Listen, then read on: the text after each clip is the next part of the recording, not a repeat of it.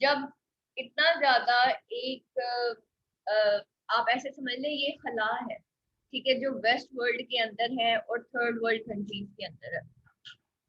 और एडवर्ड सईद का ये कहना था कि west were hungry for raw material, cheap labour and land, ठीक है, और जो गरीब ममालिक हैं एक्चुअली उनको फूड चाहिए, ठीक है, उनको पैसा चाहिए।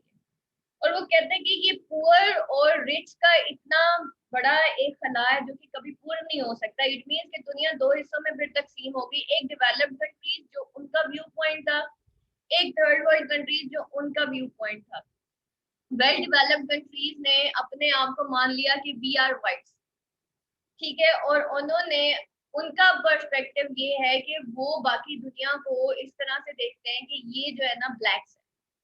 जो वो ये वेल डेवलप्ड कंट्रीज हैं, जितने भी कंट्रीज हैं जिसको हम वेस्ट कहते हैं, जो डेवलप्ड कंट्रीज कहते हैं, जिसको हम यूरोसेंट्रिक व्यू पॉइंट, मैंने आपके पास्ट पेपर्स में भी डिस्कस किया। यूरोसेंट्रिक व्यू पॉइंट क्या है? यूरोप का view point about the whole, about the third world countries, about themselves. वो कहते हैं हम वाइट हैं, सारी दुनिया ब्लैक है, सो जो हम कर रहे हैं वो ठीक है। फिर एडवर्ड सईद ने ये भी बात की थी कि वेस्ट जो है वो ये कहता है कि हम जो सोचते हैं वो बिल्कुल ठीक है, ठीक है। Same is the case with के अमेरिका के बारे में भी उसने लिखा, ठीक है। उसने कहा कि जी अमेरिका ये सोचता है कि जो वो करता है, जो वो चाहता है वो बिल्कुल ठीक है, पूरी दुनिया जो है उसी के हिसाब से सोचे। इसको कहते हैं कि ब्लॉकिंग द अदर नैरेटिव, और अपने नैरेटिव को आप जो है वो बयान करें। तो उन्होंने एक्चुअली हम लोगों को थर्ड वर्ल्ड कंट्रीज को दिमागी मफलूज कर दिया। एडवर्ड सईद ने इन सारी चीजों को जो है वो उसके अगेंस्ट लिखा। उसने कहा ये इंपीरियलिज्म जो है ये एक्चुअली थर्ड वर्ल्ड कंट्रीज को लूटने का एक नाम है। अगर रोमन्स ने पुराने जमाने में अटैक किया था, तो आज के दौर में अमेरिका और वेस्ट जो है, UK, America, Germany, Italy, France, ये सारे क्या कर रहे हैं? ये भी तो यही कर रहे हैं। जिसके हिस्से में जितनी टेरिटरी आई उसने उतनी उतनी टेरिटरी जो है उसको कब्जा कर लिया, और फिर पूरी दुनिया का जो एक जो निज़ाम है उसको खराब कर दिया। दुनिया की उसने फिर ये भी बताया कि दुनिया के निज़ाम को खराब करने में सबसे बड़ा हाथ जो है वो इन वेल डेवलप्ड कंट्रीज का। ये जो रिच नेशंस है ना, इन नेशंस ने दुनिया को खराब किया है। दुनिया का सारा जो हिसाब किताब है इन्होंने ही खराब किया है। ये एक्चुअली उन बेचारों का कसूर नहीं है, थर्ड वर्ल्ड कंट्री। फिर उसके अंदर मैंने आपको दो व्यू पॉइंट्स दिए थे, एक यूरोसेंट्रिक व्यू पॉइंट और एक एफ्रोसेंट्रिक व्यू पॉइंट, ठीक है।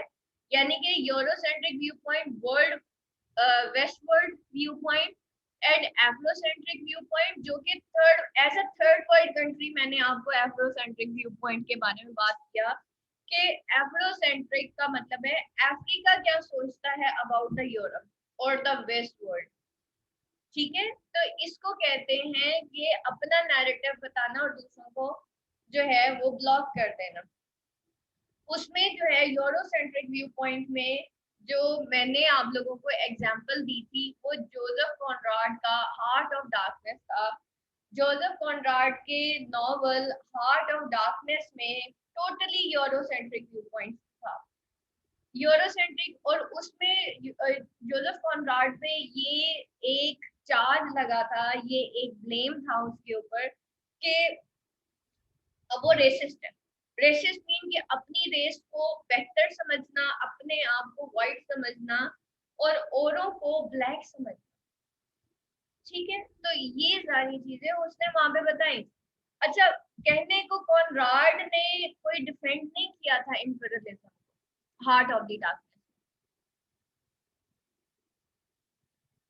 सेकेंड वर्ड है एफ्रोसेंट्रिक बेटा, एफ्रोसेंट्रिक, ठीक है। एफ्रोसेंट्रिक यानी कि अफ्रीका का व्यू पॉइंट।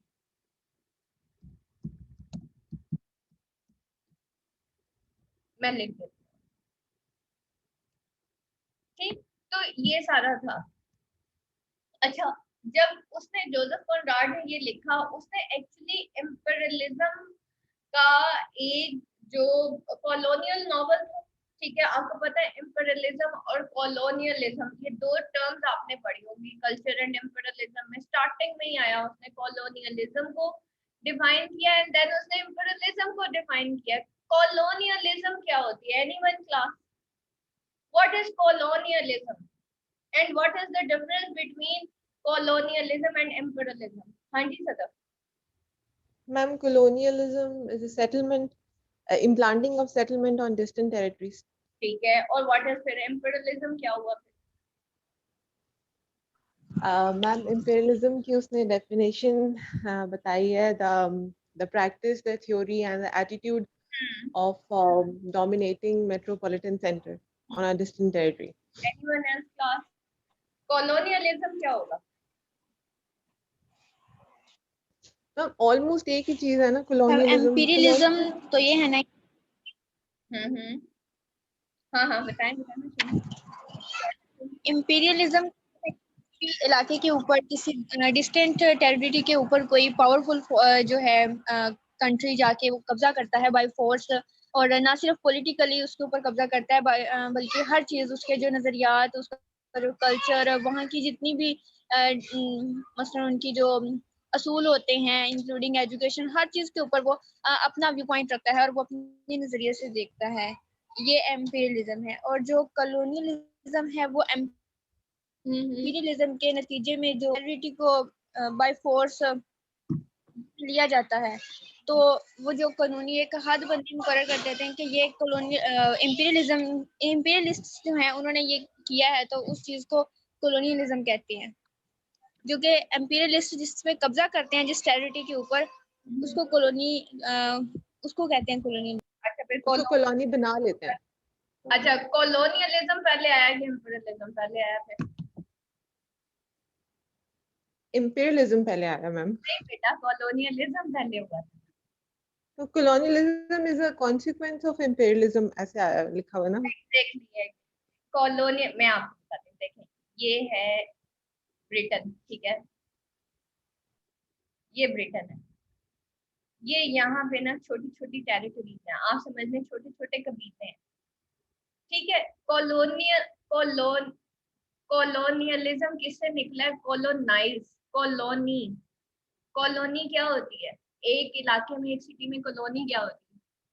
हम कहते हैं ना ये रियाज कॉलोनी है, ये फलानी कॉलोनी आ गई, सिटी के छोटे छोटे पार्ट, ठीक। कॉलोनी क्या होती है? बेसिकली क्या था, ये जो ब्रिटेन है इसके इर्द गिर्द छोटे छोटे कबीले, छोटे छोटे ममालिक, छोटी छोटी टेरिटरीज थी। कॉलोनी मीन्स के आपने अपने जो आपका बॉर्डर है उसके पास जो ये छोटी छोटी टेरिटरी है, मैं कहूँगी जी ये भी ब्रिटेन में आ जाए, फिर मैं कहूँ ये भी ब्रिटेन में आ जाए, ये भी, ये रशिया ने किया था, ये इधर ब्रिटेन, ये कोल्ड वॉर क्या थी, एक तरफ अमेरिका था ना, ठीक है, एक तरफ रशिया था। रशिया ने क्या किया? उसने भी यही किया था, ये रशिया है, उसने कहा ये भी मेरा, ये भी मेरा, ये भी मेरा, ये भी मेरा। हालांकि उसका तो बॉर्डर ये रहा, ये उसने कॉलोनाइज इसको भी कर लिया, उसने कॉलोनाइज इसको कब्जा कर लिया, फौजें भेजी, ये भी मेरा, ये भी मेरा, ये भी मेरा, ये, ठीक है। अब क्या हुआ कि ये अमेरिका, ब्रिटेन और ये रशिया, ये सारे इन्हीं कामों में पड़े हुए थे एक्चुअली। ये थी रिच नेशन, ठीक है, ये रिच नेशन थी, ठीक है। जब इन्होंने ये काम शुरू किए तो क्या हुआ कि उसके नतीजे में कोल्ड वॉर हुई, सिविल वॉर हुई, ठीक है, जिसमें हमने देखा कि आयरलैंड, ये जो ब्रिटेन, आयरिश, आपने पोइट्स पढ़े ना, ब्रिटेन ने क्या किया था, आयरलैंड को कॉलोनाइज कर दिया था, यानी कि वहां पे फौजें भेजी, कब्जा कर लिया। बट व्हाट इज इंपीरियलिज्म, ठीक है। हाँ जी, देखिए ना, the colonialism is the policy और practice of developed countries to make colonies in foreign backward countries by force and get partial और फुल पॉलिटिकल कंट्रीज। ये जो अमेरिका ने वो किया है अफगानिस्तान को, वो कॉलोनाइज किया है, that is not the imperialism, ठीक है, that is not imperialism. But ये बरतानिया ने जो किया है बड़े सगीर के साथ, वो इम्पेरियलिज्म, ठीक है, कॉलोनियलिज्म तो ये हो गया जी, मैंने डिस्टेंट टेरिटरीज पे, ये इतना बड़ा मुल्क है, इसने यहाँ पे भी कब्जा कर लिया, यहाँ पे कर लिया, इधर कर लिया, ठीक है। और हार्ट ऑफ डार्कनेस बेसिकली क्या है, कॉन्गो रिवर है ना, दरमियान में कॉन्गो रिवर है, इस तरफ बरतानिया है, ब्रिटेन है, ठीक है, इस तरफ अफ्रीका है, दरमियान में कॉन्गो रिवर, ठीक है। और ये दो Congo river plus Thames, river Thames, ये दोनों आपस में मिलते हैं। ये लोग इस समंदरी सफर के थ्रू इन्होंने अफ्रीका के ऊपर कब्जा कर लिया, इन्होंने कॉलोनाइज कर लिया। कॉलोनाइज करने के बाद चाहे वो बाय फोर्स गए या जैसे भी गए, उन्होंने क्या किया कि हाँ जी बिल्कुल, बेसिकली आप कह लें कि इम्पीरियलिज्म एक प्लान है, एक प्लानिंग के तहत की गई। अब क्या हुआ, इन्होंने पहले उसको कॉलोनाइज किया अफ्रीका को, उसके बाद जो है इन्होंने कहा कि भाई ऐसे ये काबू नहीं आएंगे, चलो अब हम इनके कल्चर को तबाह कर दें। ठीक है, इन्होंने क्या किया, यहाँ पे मिशनरीज भेजे, ठीक है, उनको बताया देखो तुम लोग जो हो ना, तुम ब्रूट्स हो, तुम ब्लैक्स हो, और तुम अनसिविलाइज, अनसिविलाइज, ठीक है। तो तुम्हें एजुकेशन की जरूरत है, और एजुकेशन तुम्हें बरतानिया दे सकता है या वेस्ट वर्ल्ड दे सकता है। जैसे आजकल हमारे दिमाग में है कि हमने जो है अपने बच्चे को यूके में भेजना है क्योंकि हमने उसको पढ़ाना है। कितने सारे लोगों को बड़ा शौक है कि हम यूके चले। वो बेसिकली क्या है, हमें दिमागी तौर पे थ्रू इम्पीरियलिज्म गुलाम बना दिया गया। ये इतना बड़ा जो मैकडोनल्ड का एम है, व्हाट इज दिस, इम्पीरियलिज्म है। हम अपनी प्रोडक्ट को छोड़ के जो मैकडोनल्ड की आइसक्रीम खाते हैं, व्हाट इज दिस, वो जो इतना बड़ा एम लिखा हुआ है सड़क, वो दूर से आपको एक बहुत बड़ा एम नजर आएगा, व्हाट इज दिस, और इम्पीरियलिज्म है। हाँ जी, वॉर की बजाय उन्होंने मेंटल स्लेव बनाया था, एग्जैक्टली। हम मैकडोनल्ड की आइसक्रीम खाएंगे, मैकडोनल्ड का बर्गर खाएंगे, हम अपनी लोकल चीज, हमें बताया गया तुम्हारी जो लोकल चीज है ना वो 2 नंबर है, ठीक है, बेशक वो अच्छी बने, लेकिन हमारी लोकल जो प्रोडक्ट है उसकी सेल कम है। पाकिस्तान की मैं बात कर रही हूँ, ठीक है। और हमें क्या चाहिए, बाहर की प्रोडक्ट, है कि नहीं। नंबर 2, मीडिया, मीडिया जो है उसके थ्रू इम्पीरियलिज्म को प्रमोट किया जा रहा है, ठीक है। कैसे, वहां पे दिखाया जाता है अमेरिका में सुकून ही सुकून है, सारा गंद पाकिस्तान के अंदर। और ये सारे जो मुसलमान कंट्रीज है, ये जो एक्सट्रीमिज्म था कि मुस्लिम जो हैं वो एक्सट्रीमिस्ट हैं, ये क्या था, इम्पीरियलिज्म में भाई। हमारे दिमाग में डाल दिया गया we are blacks, they are whites, हम अनसिविलाइज्ड है, वो सिविलाइज्ड है। मुझे पता है पाकिस्तान में कौन सा बंदा, गरीब बंदे के घर में भी फ्रिज टीवी है। वो मुझे खुद बताएं, क्या गरीब पुअर लोग ऐसे होते हैं क्या। Third world country, third world country का मतलब है हम भूखे नंगे हैं, ठीक है। थर्ड वर्ल्ड कंट्री का मतलब है हम क्या है, हम भूखे नंगे हैं। और हमने ये एक्सेप्ट कर लिया, हालांकि हम तो भूखे नंगे नहीं, ठीक है। जब ये अंग्रेज आए, कहाँ पे, बरतानिया में, बरतानिया से ये जब अंग्रेज आए बड़े सगीर में, आपने ये पढ़ी होगी ना सारी हिस्ट्री, ठीक है, जो कि क्या था, एक तरफ हिंदू कल्चर था, दूसरी तरफ मुस्लिम्स थे, इसको हम बड़े सगीर कहते हैं ना, जिसको हम सब कॉन्टिनेंट भी कहते हैं। इन्होंने किया क्या था हमारे साथ, किसी को कुछ पता है, एनीवन एक्सप्लेन।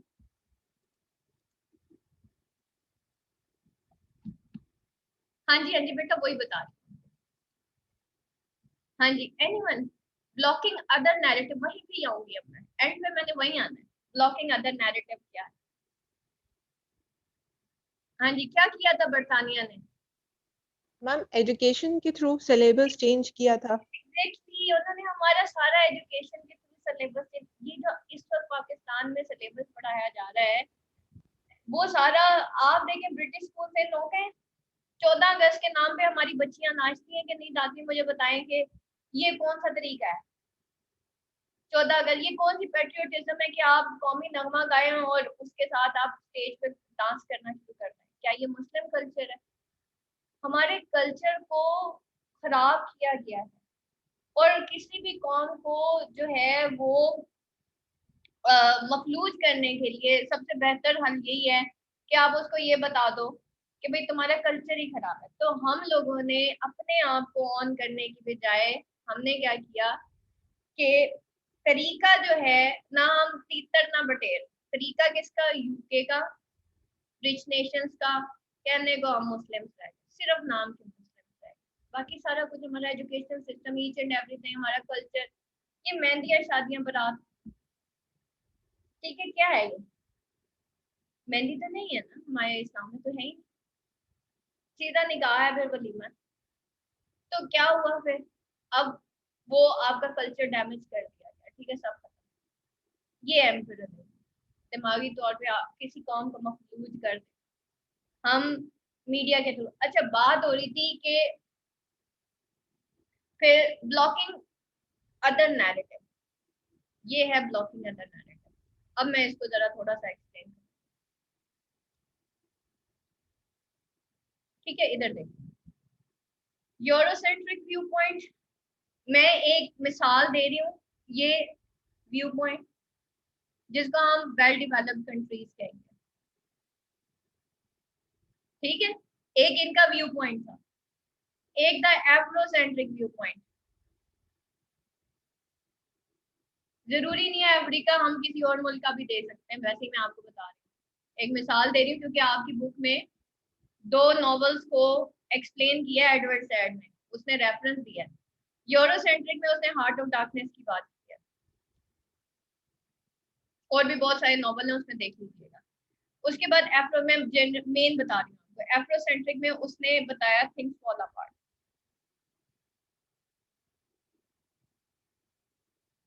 बाय चिनिया एशबी, ठीक है, उसने चिनिया एशबी ने जो नॉवल बताया। अच्छा, हार्ट ऑफ डार्कनेस में जोसेफ कॉनराड का एक कैरेक्टर है मार्लो, जो कि प्रोटैगनिस्ट है, ठीक है, उसने इसके व्यू पॉइंट से बताया है कि व्हाट इज इंपीरियलिज्म, ठीक है, इसने इंपीरियलिज्म को डिफेंड नहीं किया, उसने बताया है कि मार्लो एक यूरोपियन है, वो अफ्रीका जाता है और वो उनको क्या क्या कहता है, उसको ब्रूट्स कहता है, उसको वो नेजर्स कहता है, यानी कि ये एक एफ्रो यूरोसेंट्रिक व्यू पॉइंट है कि वो थर्ड वर्ल्ड को कैसे देखते हैं, वो उसको कहता है ये ब्लैक्स है,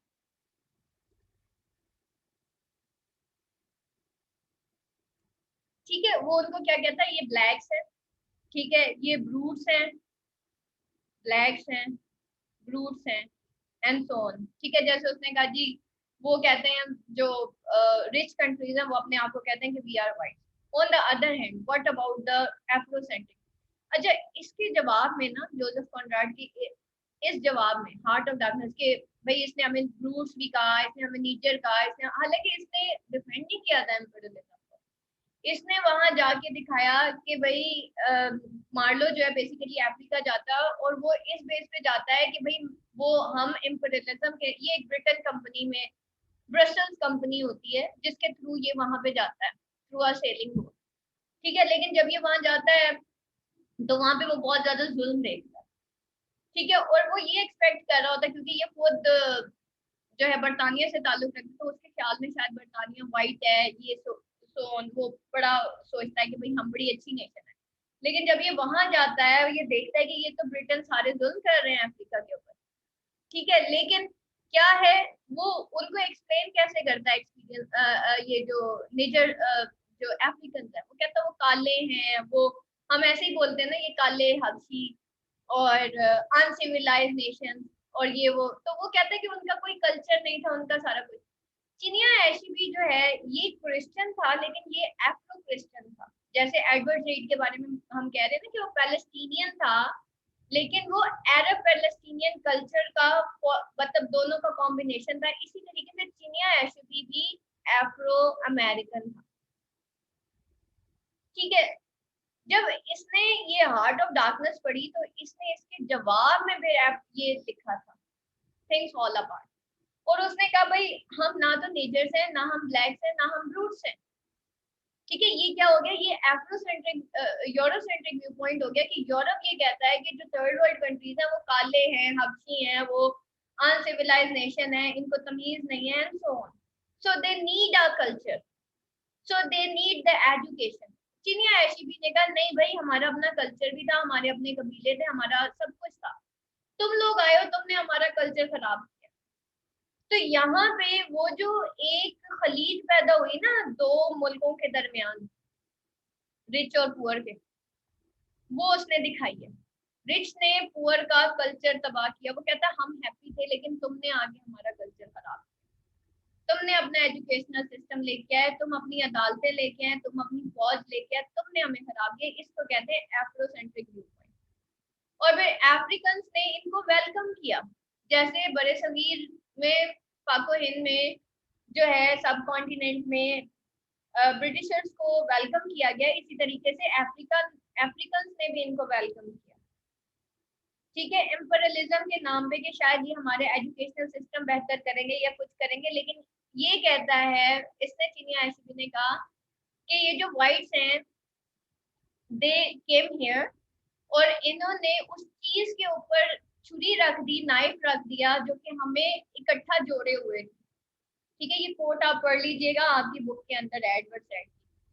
और जो चीज यानी कि कल्चर हमें जोड़े रखी थी, इन्होंने उसके ऊपर छुरी चलाई और we fall apart and things fall apart. ठीक है, और चीजें दूर दूर शराजा बिखर गया।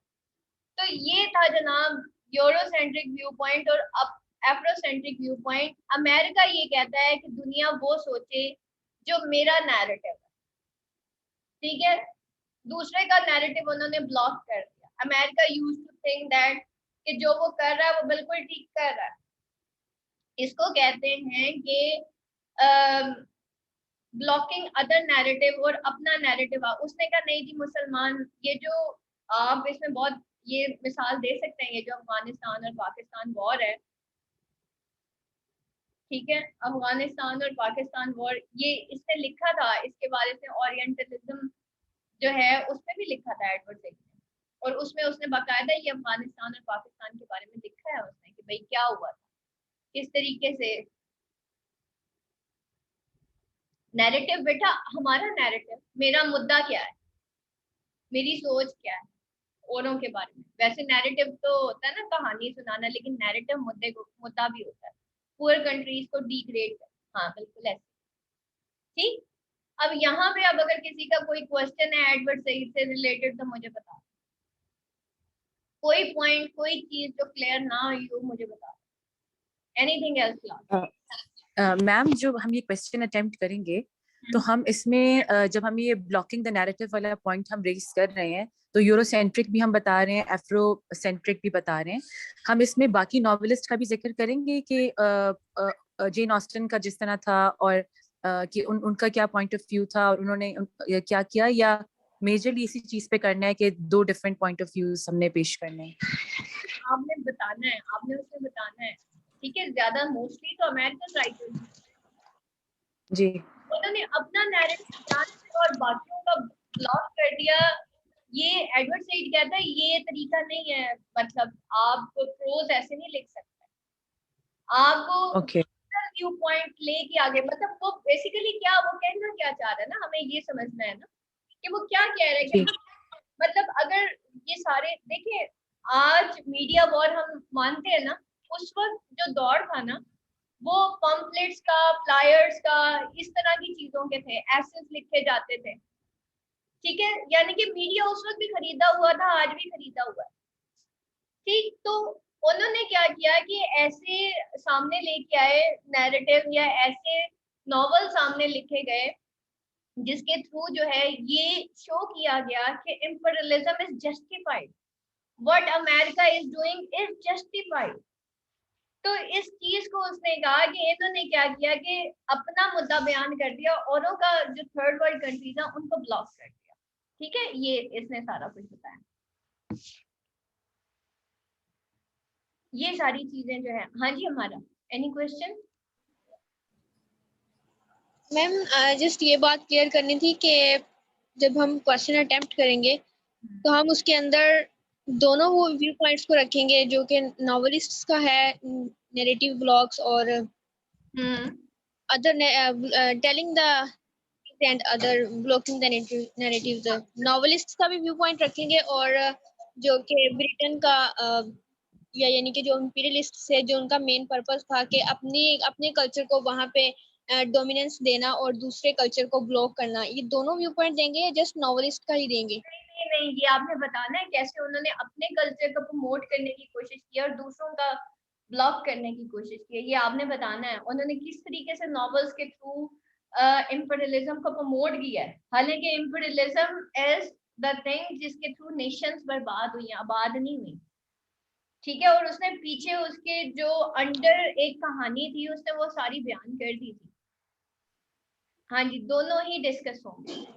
और यस मैम, हाँ, दोनों ही डिस्कस होंगे। बिल्कुल होंगे, दोनों डिस्कस होंगे। और हाँ मैम जो बाकी नॉवेलिस्ट हैं, हम जिस तरह से ये हार्ट ऑफ डार्कनेस लिखा गया और उसके जवाब में जो है वो थिंग्स फॉल अपार्ट लिखा गया है, तो हम बिल्कुल इसी तरह लिखेंगे कि पहले ये चीज बयान हुई और उसके जवाब में दूसरी चीज आई। जैसे बाकी नॉवेलिस्ट का, जैसे जेन ऑस्टन का नावल है, और भी नॉवेल्स हैं जिनके उसमें रेफरेंस दिए हैं, तो हम इस तरह से इसको लेके चलेंगे। किपलिंग है और बहुत सारे, कितने सारे तो नॉवेल उसमें देखे ना आप, किस तरीके से उसने जस्टिफाई किया है। जैसे कि हाँ बिल्कुल। तो उसने दोनों तरह के नॉवेल्स देखे। मैंने आपको एक चीज बताई थी, शायद आपने मेरे लेक्चर्स में सुना हो, प्रोज बेसिकली क्या है। प्रोज जो है वो आपका एक ऐसे है, या हम उसको ऐसे ही कहेंगे कि जिसके अंदर दो व्यू पॉइंट्स बयान किए जाएंगे। अभी हमने रीडर्स ऑफ पोइट्री पढ़ा था, ठीक है। और ठीक है, और उसके अंदर क्या था, बेसिकली हमने ये बताया कि रीड्रेस में कि पहले एक मुद्दा बयान किया जाता है यानी कि उसके हक में, देन उससे रिलेटेड हम कुछ जैसे कहना चाहिए हम कुछ सबूत देते हैं, ठीक है, कुछ डिस्कशन करते हैं।